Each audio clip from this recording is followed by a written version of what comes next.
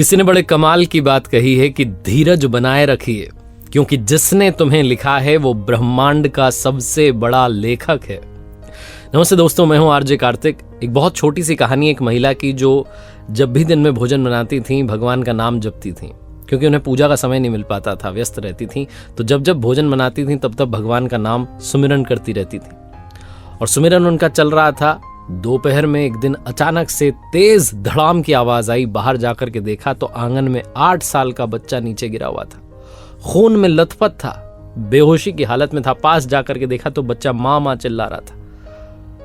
मन तो आ कि जोर से आवाज दें, बुलाएं लोगों को, लेकिन किसे बुलाती, घर में कोई था ही नहीं, कोई मदद के लिए आ भी नहीं सकता था।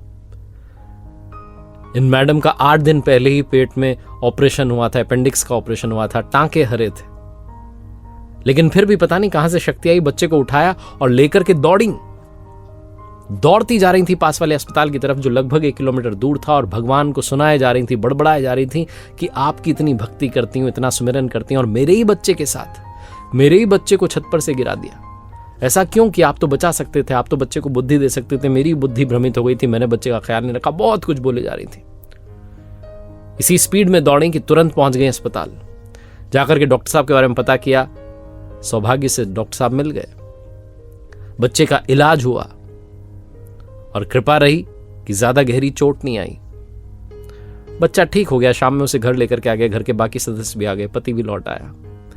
घर के बाकी लोग टीवी देख रहे थे, अपने अपने काम में लगे हुए थे, लेकिन इनका मन नहीं लग रहा था। इनका मन भगवान से दूर होता जा रहा था। मां की जो ममता थी वो भगवान को चुनौती दे रही थी कि आपने ये क्या कर दिया, मेरे बच्चे को गिरा दिया, मैंने इतनी भक्ति की, पूजा पाठ की, अब मैं आपका नाम नहीं लूंगी।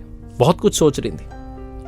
और जब ये भगवान को चुनौती दे रही थी तब इनके ही मन में इनको इनके प्रश्नों के जवाब मिलने लगे कि वो जहां आंगन में बच्चा गिरा था, जिस जगह पर गिरा था, वहां तो एक बड़ा पाइप लगा हुआ था, जिसे मिस्त्री ने कल ही आकर के तो हटाया।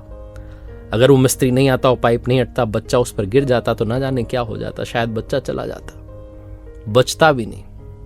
फिर मन में जवाब मिला दूसरे सवाल का कि तुम्हारे पेट का तो ऑपरेशन हुआ, अपेंडिक्स का, टांके लगे हुए हैं पेट में, अभी तो टांके भी हरे हैं, लेकिन तुम तो दौड़ती चली गई 1 किलोमीटर दूर तक। अपने बच्चे को, 25 किलो के बच्चे को दौड़ा करके लेके चली गई।